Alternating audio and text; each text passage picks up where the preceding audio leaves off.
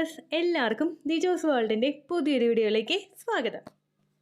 ഈ 11 വ്യത്യാസങ്ങളിൽ ഏതെങ്കിലും ഒന്ന് നിങ്ങളുടെ ഈ ശരീരാവയവത്തിന് വരുന്നുണ്ടെങ്കിൽ 10% നിങ്ങൾക്ക് പ്രഗ്നൻസി ഉറപ്പിക്കാനായിട്ട് സാധിക്കും.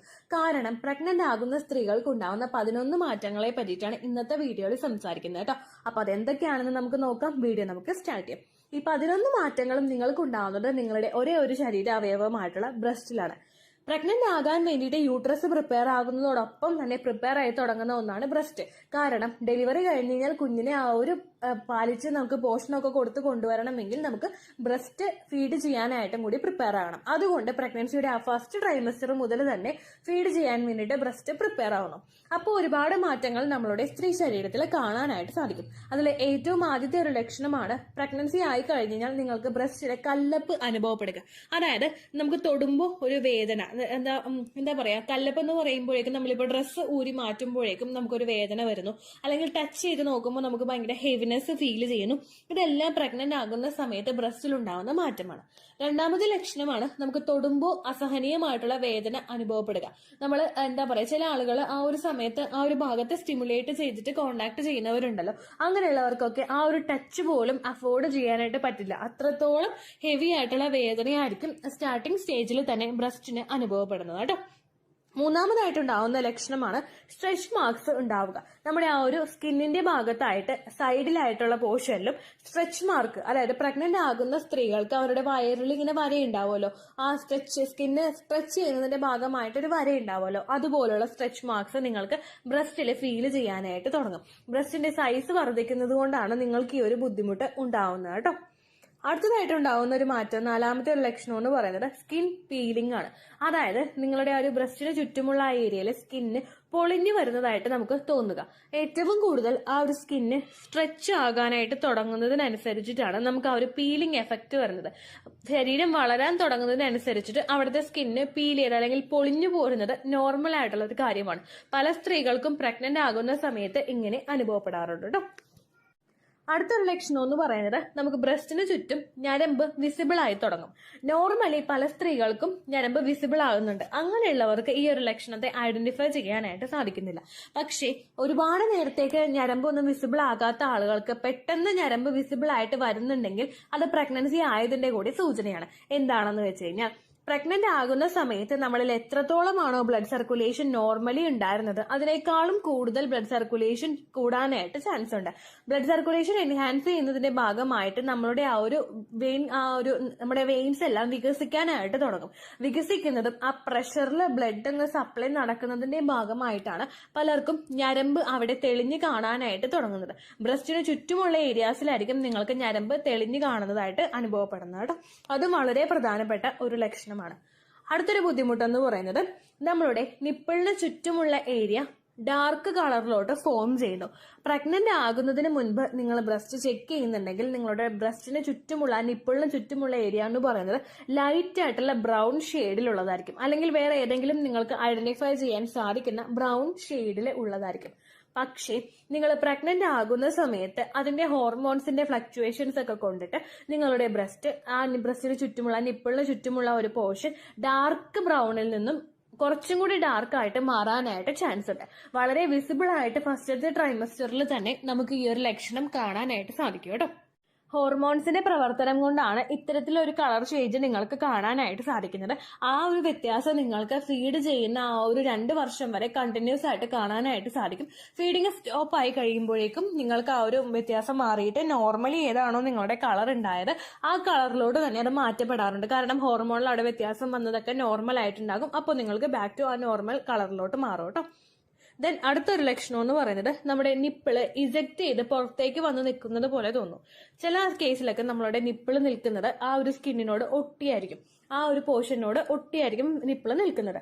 പക്ഷേ പ്രഗ്നന്റ് ആകുന്ന സമയത്ത് നിപ്പിള് ഇജക്ട് ചെയ്ത് പുറത്തേക്ക് വരാറുണ്ട്. അതായത് ഒരുപാട് തണുപ്പുള്ള സമയത്ത് നമ്മുടെ ശരീരം വിറക്കുന്ന സമയത്തൊക്കെ നിപ്പിളിന് ആ ഒരു ഇജക്ട് ചെയ്ത് പുറത്തേക്ക് തള്ളി നിൽക്കുന്നത് പോലെ ഉണ്ടാവില്ലേ, അതുപോലെ കണ്ടിന്യൂസ് ആയിട്ട് പ്രഗ്നന്റ് ആകുന്ന സമയത്ത് നമുക്ക് അനുഭവപ്പെടാനായിട്ട് ചാൻസ് ഉണ്ട് കേട്ടോ. അടുത്തൊരു ലക്ഷണം എന്ന് പറയുന്നത് നിപ്പിളിന് ചുറ്റുമുള്ള ആ ഒരു ബ്രൗൺ കളറിന്റെ വലിപ്പം വർദ്ധിച്ചു വരുന്നു. നോർമലി ഇപ്പൊ നിങ്ങൾ പ്രഗ്നന്റ് ആയിട്ടില്ലെങ്കിൽ ഫസ്റ്റ് പ്രഗ്നൻസി ഓൾറെഡി കഴിഞ്ഞവർക്ക് അത് ഐഡന്റിഫൈ ചെയ്യാനായിട്ട് സാധിക്കില്ല കേട്ടോ. സെക്കൻഡ് പ്രഗ്നൻസി ആണ് നിങ്ങളുടെങ്കിൽ നിങ്ങൾക്ക് ഐഡന്റിഫൈ ചെയ്യാനായിട്ട് പറ്റില്ല. പക്ഷേ ഫസ്റ്റ് ടൈം പ്രഗ്നന്റ് ആകുന്നവരാണെങ്കിൽ അല്ലെങ്കിൽ ഇതുവരെ പ്രഗ്നന്റ് ആകാത്തവരാണെങ്കിൽ നിങ്ങൾക്ക് ഈ ഒരു വ്യത്യാസം കാണാനായിട്ട് സാധിക്കും. നമ്മളുടെ ആ ബ്ലാക്ക് കളറിന് ചുറ്റുമുള്ള ആ ഒരു പോർഷൻ എന്ന് പറയുന്നത് അതിന്റെ വലിപ്പം പ്രഗ്നന്റ് ആകുന്നതിന് മുൻപ് ചെറുതായിരിക്കും. പക്ഷേ പ്രഗ്നന്റ് ആയതിനു ശേഷം അതിന്റെ വലിപ്പം വർദ്ധിച്ചു വരുന്നതായിട്ട് കാണാറുണ്ട്. ഒരുപാട് പേരിൽ വർദ്ധിച്ചു വരുന്നുണ്ട്, ഞാൻ ഉൾപ്പെടെ ഒരുപാട് പേരിൽ കേട്ടോ. അതും പ്രഗ്നന്റ് ആകുന്ന സമയത്ത് നമുക്ക് ഈസിലി ഐഡന്റിഫൈ ചെയ്യാൻ കഴിയുന്ന ഒരു ലക്ഷണമാണ്. അടുത്തൊരു ലക്ഷണം എന്ന് പറയുന്നത് ചൊറിച്ചിലാണ്. ഈ ചൊറിച്ചിൽ നമുക്ക് സ്കിന്നിൽ അനുഭവപ്പെടാനായിട്ട് പല കാരണങ്ങളുണ്ട്. നമ്മുടെ സ്കിന്ന് പ്രഗ്നന്റ് ആകുന്ന സമയത്ത് ഡ്രൈ ആകാനായിട്ടുള്ള ചാൻസസ് കൂടുതലാണ്. അതുപോലെ തന്നെ സ്കിന്ന് സ്ട്രെച്ച് ചെയ്യാനായിട്ട് തുടങ്ങുന്നതിനനുസരിച്ചിട്ട് വലിയാനായിട്ട് തുടങ്ങുന്നതിനനുസരിച്ചിട്ടും നമുക്ക് ആ പോർഷനിൽ ഇച്ചിങ്, അതായത് ചൊറിച്ചിൽ അനുഭവപ്പെടാനായിട്ട് ചാൻസ് ഉണ്ട്. ഇത് നിങ്ങൾക്ക് ബ്രസ്റ്റിന്റെ ഭാഗത്ത് മാത്രമല്ല, നിങ്ങളുടെ ഒരു വയറിന്റെ ഭാഗത്തും അതുപോലെ വജൈനൽ പോർഷനിലും നിങ്ങൾക്ക് ഇതുപോലെ ഇച്ചിങ് അനുഭവപ്പെടാനായിട്ട് ചാൻസ് ഉണ്ട് കേട്ടോ. അടുത്ത ലക്ഷണം എന്ന് പറയുന്നത് നിപ്പിളിന് ചുറ്റുമുള്ള പോർഷനിൽ നിങ്ങൾക്ക് കുഞ്ഞു കുഞ്ഞു ബംസ് ഫീൽ ചെയ്യുക. നമുക്ക് രോമാഞ്ചം അനുഭവപ്പെടുമ്പോഴേക്കും നമ്മളുടെ രോമം ഇങ്ങനെ എഴുന്നേറ്റ് നിൽക്കില്ലേ, രോമം എഴുന്നേറ്റ് നിൽക്കുമ്പോൾ അതിന് താഴെയായിട്ട് നമ്മുടെ കൈയുടെ ആ ഒരു പറ്റ ചേർന്നിട്ടുള്ള പോർഷനിൽ കുഞ്ഞു കുഞ്ഞു ബംസ്, കുഞ്ഞു കുഞ്ഞു കുഞ്ഞ് എന്നൊരു തടിപ്പ് നമുക്ക് ഫീൽ ചെയ്യില്ലേ. എല്ലാ പോർഷനിലും, നമ്മുടെ രോമമുള്ള എല്ലാ പോർഷനിലും നമുക്ക് ആ ഒരു തടിപ്പ് ഫീൽ ചെയ്യില്ലേ. അതേപോലെ തന്നെ ബംസ് നമുക്ക് ഈ ഒരു പ്രഗ്നന്റ് ആകുന്ന സമയത്തും ഫീൽ ചെയ്യാനായിട്ട് ചാൻസ് ഉണ്ട്. ഇതും ഹോർമോണൽ ചേഞ്ചസ് കൊണ്ട് നമുക്ക് ഉണ്ടാകുന്ന ഒരു ബുദ്ധിമുട്ടാണ്. പ്രഗ്നൻസിയുടെ ആ ഒരു സ്റ്റാർട്ടിംഗ് സ്റ്റേജിൽ നമുക്ക് ഉണ്ടായിട്ട് ഡെലിവറി കഴിഞ്ഞതിന് ശേഷം ഈ ഒരു വ്യത്യാസവും ആ ബാക്ക് ടു നോർമലിലോട്ട് ഉണ്ടാവാനായിട്ട് ചാൻസ് ഉണ്ട്. നമ്മൾ തൊടുന്ന സമയത്ത് നമുക്ക് ഇറിറ്റേഷനോ അല്ലെങ്കിൽ എന്താ പറയുക വേദനയോ ഒന്നും ഉണ്ടാവുന്ന തരത്തിലുള്ളതല്ല. ഇങ്ങനെയുള്ള ബംസ്, ചെറു ബംസ് ആയിരിക്കും നമുക്ക് കാണുന്നത് കേട്ടോ. അടുത്ത ലക്ഷണം എന്ന് പറയുന്നത് കൊളസ്ട്രോൾ ലീക്കിംഗ് ആണ്. പ്രഗ്നന്റ് ആകുന്ന സമയത്ത് നമുക്ക് കുഞ്ഞ് ഡെലിവറി കഴിഞ്ഞ് കഴിയുമ്പോൾ പലർക്കും കൊളസ്ട്രോൾ എന്ന് പറയുന്ന ലിക്വിഡ് ബ്രസ്റ്റിൽ നിന്നും ലീക്ക് ചെയ്യാറുണ്ട്.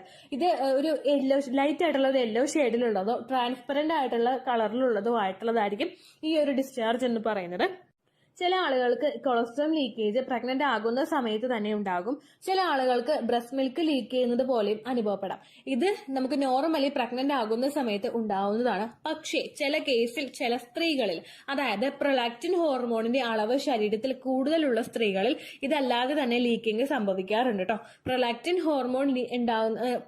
ഹോർമോൺ എന്ന് പറയുന്നത് നമുക്ക് കുഞ്ഞിനെ ഫീഡ് ചെയ്യാൻ വേണ്ടിയിട്ട് ശരീരത്തിൽ കൂടുന്ന ഒരു ഹോർമോണാണ്.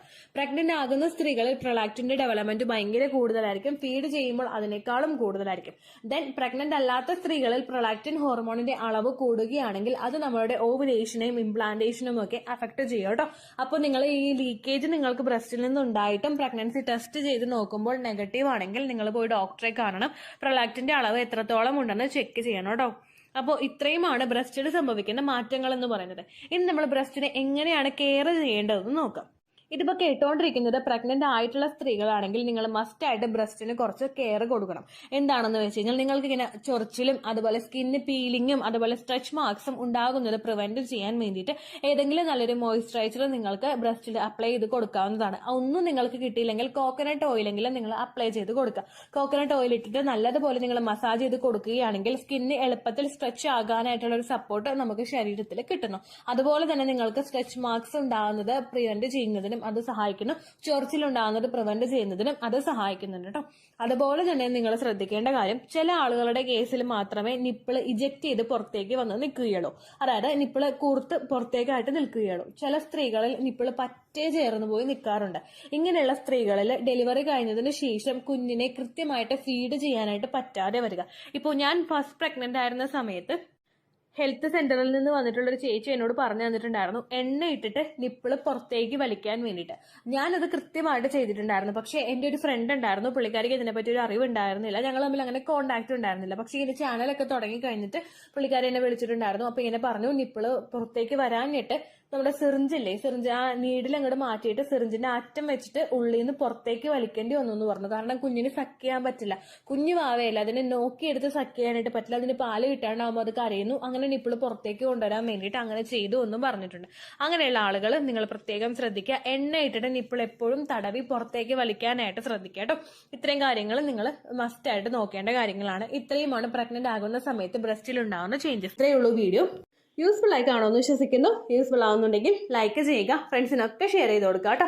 എന്തെങ്കിലും സംശയം ഉണ്ടെങ്കിൽ നിങ്ങൾ കമൻസിൽ ചോദിക്കുക. പണ്ടത്തെ വീഡിയോയ്ക്ക് കമൻസ് ഇടുന്നവർക്ക് റിപ്ലൈ ലഭിക്കുന്നില്ലെങ്കിൽ ലേറ്റസ്റ്റ് ആയിട്ട് ഞാൻ ഏത് വീഡിയോ ആണോ അപ്ലോഡ് ചെയ്യുന്നത് അതിന് താഴെ കമൻറ്റ് ഒന്ന് കോപ്പി പേസ്റ്റ് ചെയ്യാനായിട്ട് ശ്രദ്ധിക്കുക കേട്ടോ. അതുപോലെ ഓവുലേഷൻ ഡേറ്റ് കാൽക്കുലേറ്റ് ചെയ്ത് തരാനായിട്ട് റിക്വസ്റ്റ് ചെയ്യുന്ന ആളുകൾ എത്രയാണോ സൈക്കിൾ ലെങ്ത് അത് മെൻഷൻ ചെയ്യാനായിട്ട് ശ്രദ്ധിക്കുക. സൈക്കിൾ ലെങ്ത് എന്നതുകൊണ്ട് ഉദ്ദേശിച്ചത് ഓരോ മാസവും എത്ര ദിവസം കൂടുമ്പോഴാണോ ബ്ലീഡിങ് വരുന്നത് അതാണ് സൈക്കിൾ ലെങ്ത്. കഴിഞ്ഞ മാസം ഒരു 8-ാം തീയതിയാണ് ബ്ലീഡിങ് ആയതെങ്കിൽ ഈ മാസം 6-ാം തീയതിയാണ് ബ്ലീഡിങ് ആയതെങ്കിൽ കഴിഞ്ഞ മാസം 8-ാം തീയതി മുതൽ ഈ മാസം 6-ാം തീയതി വരെ എത്ര ദിവസമുണ്ടോ അത് കാലണ്ടറിൽ എണ്ണി തിട്ടപ്പെടുന്നതാണ് നിങ്ങളുടെ സൈക്കിൾ ലെങ്ത്. സൈക്കിൾ ലെങ്ത് നമ്മൾ കൃത്യമായിട്ട് കാൽക്കുലേറ്റ് ചെയ്യുകയാണെങ്കിൽ ഓവുലേഷൻ ഡേറ്റ് എളുപ്പത്തിൽ കണ്ടുപിടിക്കാൻ വേണ്ടിയിട്ട് ഒരുപാട് ആപ്ലിക്കേഷൻസും ഒരുപാട് ഓൺലൈൻ ആയിട്ടുള്ള വെബ്സൈറ്റുകളും ഇന്ന് നമുക്ക് അവൈലബിൾ ആണ്. പ്ലേ സ്റ്റോറിൽ പോയിട്ട് ഓൺലൈൻ ഓവുലേഷൻ ട്രാക്കർ എന്ന് ടൈപ്പ് ചെയ്ത് കഴിഞ്ഞാൽ നിങ്ങൾക്ക് അതുമായിട്ട് ബന്ധപ്പെട്ടിട്ടുള്ള ആപ്ലിക്കേഷൻസ് കിട്ടും. അത് പറ്റുന്നില്ല എങ്കിൽ ഗൂഗിളിൽ പോയിട്ട് ഓൺലൈൻ ഓവുലേഷൻ കാൽക്കുലേറ്റർ എന്ന് ടൈപ്പ് ചെയ്ത് കഴിഞ്ഞാൽ അതുമായിട്ട് ബന്ധപ്പെട്ടിട്ടുള്ള വെബ്സൈറ്റുകൾ നിങ്ങൾക്ക് കിട്ടും. അതിൽ നിങ്ങളുടെ ലാസ്റ്റ് മന്തിലെ മെൻസ്ട്രേഷൻ്റെ ഡേറ്റും ഒപ്പം ഞാൻ ഈ പറഞ്ഞ രീതിക്ക് നിങ്ങൾ കാൽക്കുലേറ്റ് ചെയ്യുന്ന സൈക്കിൾ ലെങ്ത്തും എൻ്റർ ചെയ്ത് കൊടുക്കുകയാണെങ്കിൽ നിങ്ങൾക്ക് കൃത്യമായിട്ട് ഓവുലേഷൻ ഡേറ്റ് കണ്ടുപിടിക്കാനായിട്ട് സാധിക്കും. ഫെർട്ടൈൽ ടൈം പീരീഡും നിങ്ങൾക്ക് കിട്ടും. അതായത് എത്ര ദിവസം മുതൽ കോൺടാക്ട് ചെയ്ത് തുടങ്ങിക്കഴിഞ്ഞാൽ നിങ്ങൾ പ്രഗ്നൻ്റ് ആകും എന്നുള്ളൊരു ഡേറ്റും നിങ്ങൾക്ക് പ്രോപ്പറായിട്ട് കിട്ടും കേട്ടോ. ഇത് കാൽക്കുലേറ്റ് ചെയ്യുന്ന സമയത്ത് സൈക്കിൾ ലെങ്ത് കാൽക്കുലേറ്റ് ചെയ്യുന്ന സമയത്ത് നിങ്ങളുടെ ആ ഒരു കലണ്ടറിൽ നോക്കി തന്നെ നിങ്ങൾ കാൽക്കുലേറ്റ് ചെയ്യുക. പല മാസങ്ങളിലും 30-31 ദിവസമുണ്ട്, അതുകൊണ്ടാണ് അങ്ങനെ പറഞ്ഞത്. ഒപ്പം നിങ്ങൾക്ക് ബ്ലീഡിങ് തുടങ്ങിയ ദിവസത്തിന് വേണം നിങ്ങൾ ഡേ 1 ആയിട്ട് എടുക്കാൻ വേണ്ടിയിട്ട്. സ്പോട്ടിങ് തുടങ്ങിയ ദിവസത്തിനെ, അതായത് ചെറുതായിട്ട് ഡിസ്ചാർജ് പോയി തുടങ്ങിയ ദിവസത്തിനെ നിങ്ങൾ കൺസിഡർ ചെയ്യേണ്ട ആവശ്യം ഇല്ല കേട്ടോ. അപ്പോൾ ഇത്രയേ ഉള്ളൂ വീഡിയോ. അടുത്തൊരു വീഡിയോ ആയിട്ട് നമുക്ക് വീണ്ടും കാണാം. ബൈ.